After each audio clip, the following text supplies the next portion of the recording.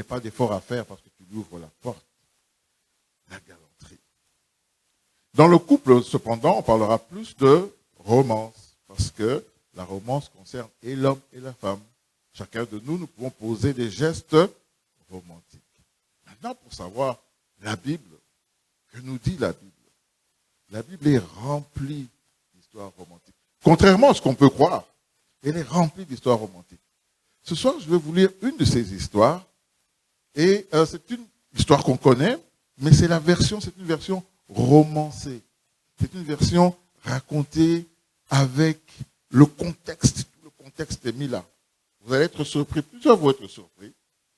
C'est un passage que nous connaissons, mais il a été tiré de la Bible, donc la version à la Bible de Jérusalem.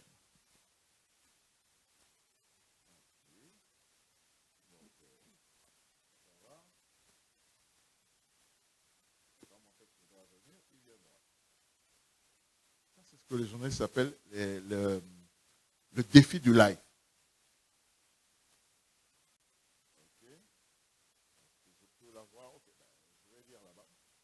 Alors, le troisième jour, lorsqu'elle eut cessé de prier, on parle d'Esther, elle quitta ses vêtements de suppliante et se revêtit de toute sa splendeur.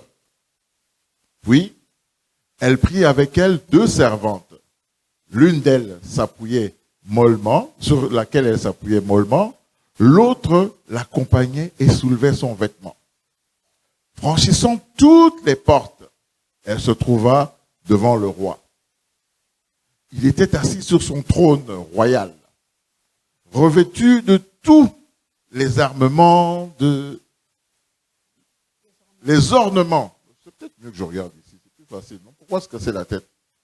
Donc, de tous les ornements de ces solennelles apparitions, tout rutilant d'or et de pierreries redoutables au possible.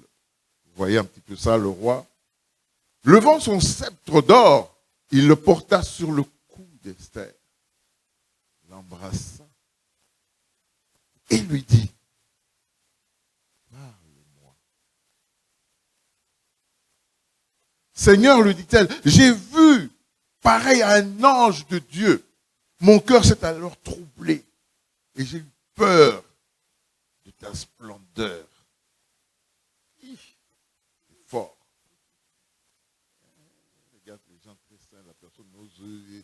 Vous pouvez exprimer votre accord avec ce qui est dit. Il faut dire oui, ça c'est bon. Parce que c'est des choses que vous devrez pratiquer après chez vous.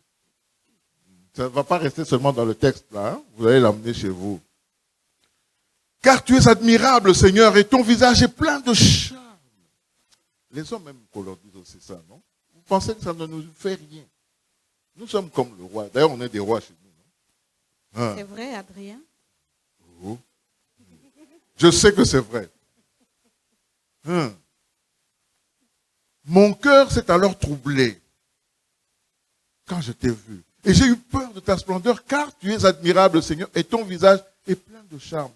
Tandis qu'elle parlait, comme les femmes savent faire, elle défaillit. Elle défaillit. Le roi se troubla. Et tout son entourage cherchait à la ranimer. La reine, il faut la ranimer, qu'est-ce qui se passe? Qu'y a-t-il, reine Esther? Lui dit le roi. Dis-moi ce que tu désires. Et serait-ce la moitié de mon royaume? Je te le donne. Vous voyez, cette promesse vient, le texte suit, je vais le poursuivre. Mais c'est venu d'où? Il y a plusieurs étapes. Il y a eu une étape de prière. Après 3 jours, quand on a bâti une fondation solide dans la prière, maintenant, on passe à l'action. Esther enlève son habit de suppliante, ou le sac, comme on dit parfois dans la Bible. Là, maintenant, elle se revêt de splendeur, un peu de parfum, accompagnée par des femmes de compagnie. Je ne sais pas très bien faire tous les gestes qu'elle a faits, mais en tout cas, on peut imaginer que quand le roi a vu, il dit, ouh, c'est fini, mon cœur est parti. Plairait-il au roi, répondit Esther, de venir avec moi aujourd'hui, avec Aman, au banquet que je lui ai préparé? C'est le roi qui parle maintenant. qu'on prévienne aussitôt Aman pour combler le souhait d'Esther. Voici une femme sage. Voici comment une femme peut gagner le cœur d'un homme au point d'obtenir à la première parole, donne même la moitié de son royaume. Qu'on prévienne Aman et pour combler le souhait d'Esther, dit le roi. Et le roi et Aman vinrent ainsi au banquet préparé par Esther. Et pendant le banquet, le roi redit à Esther, il se souvient de la promesse, dis-moi ce que tu demandes, c'est accordé d'avance. Dis-moi ce que tu désires, serait-ce la moitié de mon royaume? C'est chose faite. Est-ce que vous imaginez un peu le Premier ministre à côté? Vous imaginez un peu le prince héritier s'il y en avait à côté? Mais il est en train de promettre la moitié du royaume comme ça, il ne sait même pas ce qu'on va lui demander. Un homme touché par le romantisme, le charme d'une femme. Ce que je demande et ce que je désire, répondit Esther. Vous voyez, hein? Comme si ce que je demande et ce que je désire. Est-ce que tu es sûr de ce que je veux? Si vraiment j'ai trouvé grâce aux yeux du roi, s'il lui plaît d'exaucer ma demande et de combler mon désir, que demain encore le roi vienne avec Aman au banquet, et je leur donnerai et j'y exécuterai l'ordre du roi. Amen. Voici une histoire que si on voulait disséquer, c'est pas ça qu'on va faire aujourd'hui. Aujourd'hui, on est là vraiment pour aller plus dans la pratique.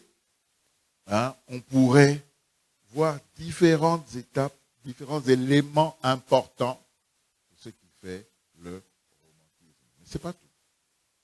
Alors, ça, c'est le passage que l'illustre écrivain, l'auteur de la présentation de ce soir, notre pasteur, notre papa, le pasteur Kabouya, qui n'a pas pu être là ce soir avec nous pour des raisons de santé.